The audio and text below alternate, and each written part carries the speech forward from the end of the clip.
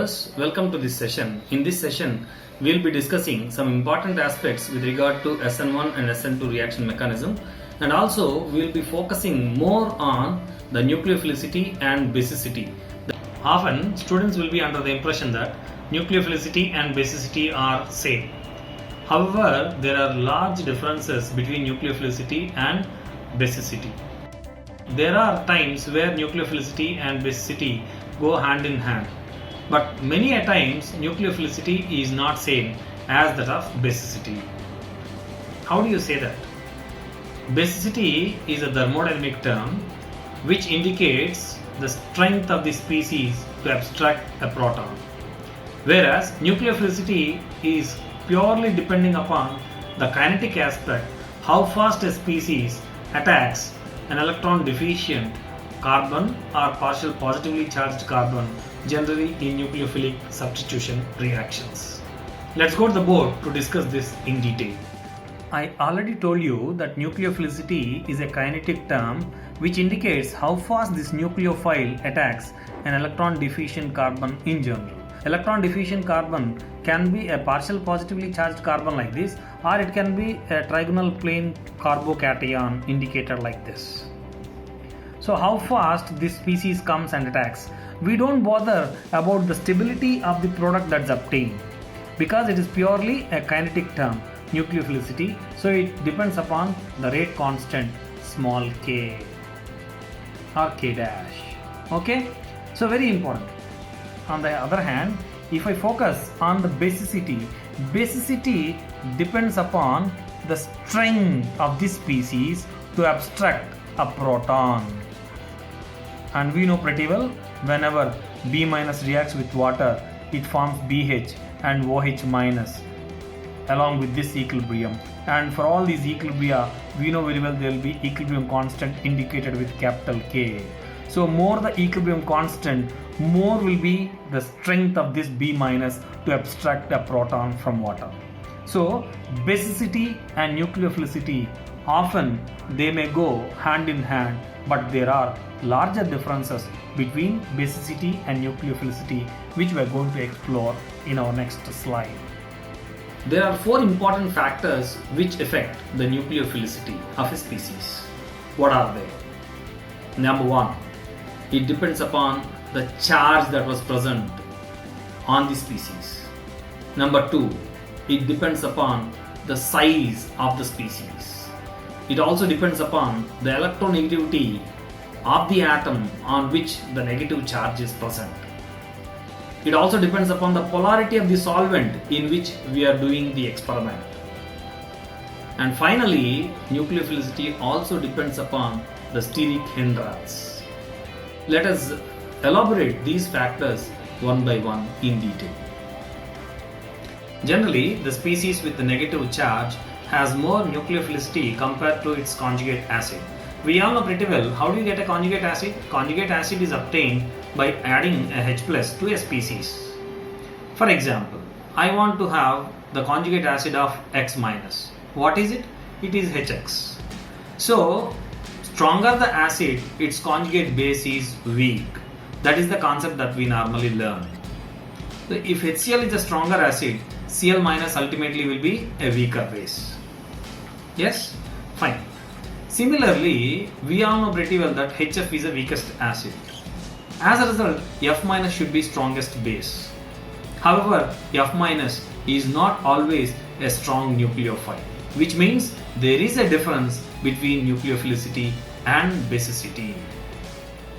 So F minus is a strong nucleophile only in polar aprotic solvents, but in polar protic solvents, F minus is a weak nucleophile. Okay, fine.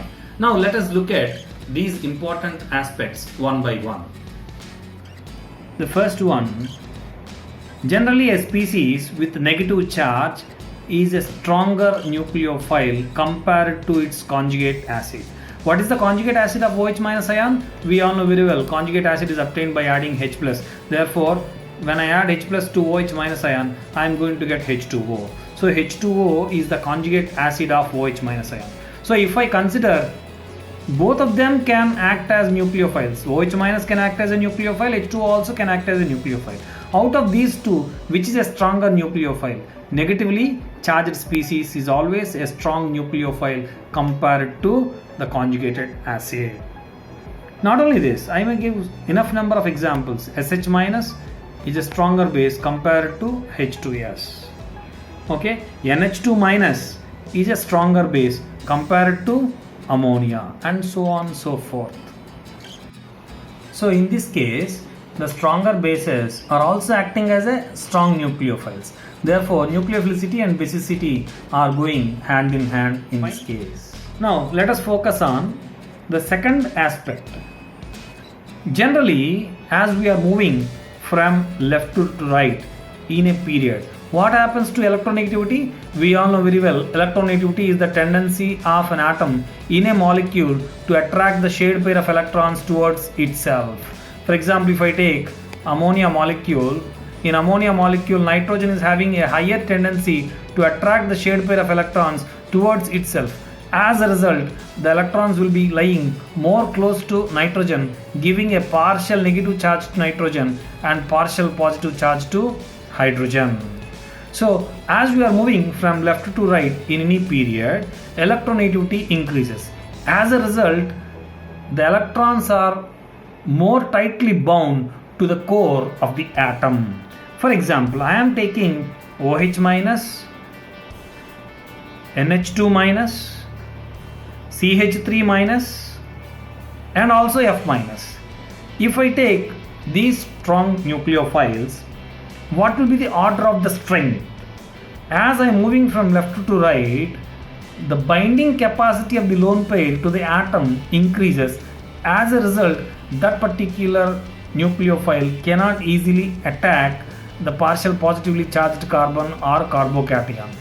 Therefore, the nucleophilicity is decreasing from left to right.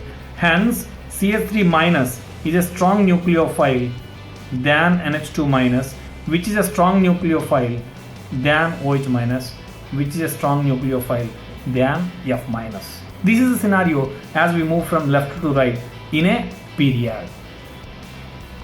Let us look at few more examples on the same point. If I consider ammonia, NH3, and also water, out of these two, which is a stronger nucleophile? Definitely ammonia is a stronger nucleophile, and also ammonia is more basic compared to water. So here also nucleophilicity and basicity are going hand in hand. If I take one more example, namely triethyl phosphine compared to diethyl sulfide, then among these two, this is having more nucleophilicity compared to diethyl sulfide.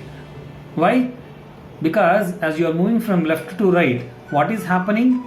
The size is decreasing, therefore electronegativity is increasing, hence electrons are more bound to the core of the atom. Hence triethyl phosphine is more basic compared to diethyl sulfide. This is also more nucleophilic compared to the other one. However, when we are moving from top to bottom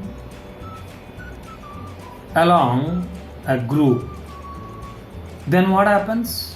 We know pretty well the size of the atom is increasing. So fluorine, chlorine, bromine, iodine, if I consider from top to bottom, the size of the atom is increasing. So as a result, the polarizability is increasing from fluoride to iodide. Mind you, polarizing power is generally used for cations and polarizability will be used for anions. What do you mean by polarizability? Polarizability is the ease with which the negative charge, which was originally symmetrically distributed on the anion, gets distorted by the approach of a cation. So that is polarizability. Higher the polarizability, more will be the nucleophilicity. So nucleophilicity is maximum for I minus compared to Br minus compared to Cl minus when compared to F minus. But however, down the group, basic nature is decreasing. So here nucleophilicity and basicity are not going hand in hand. Very important. However, nucleophilicity also depends upon the polarity of the solvent that is being used in the experiment. Let us focus on that particular aspect now. I am taking the same nucleophiles, namely F minus, Cl minus, Br minus and I minus in polar protic solvents like water, methyl alcohol, acetic acid, etc. They are all polar protic solvents, the solvents which readily give H plus ions. And moreover, all these solvents are capable of forming hydrogen bonds. Hydrogen bonds, very important. As a result, now the F minus forms stronger hydrogen bonds with water, like this. Okay. So as a result, what happens? Because it is forming stronger hydrogen bonds with water, it is less exposed. Because F minus ion is now less exposed, in all polar protic solvents, F minus will be functioning as a weaker nucleophile. Very, very important point that we are discussing now.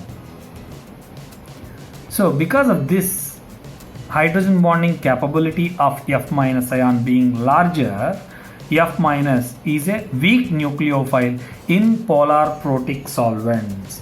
So here the nucleophilicity order will be F minus less than Cl minus, less than bromide, less than iodide.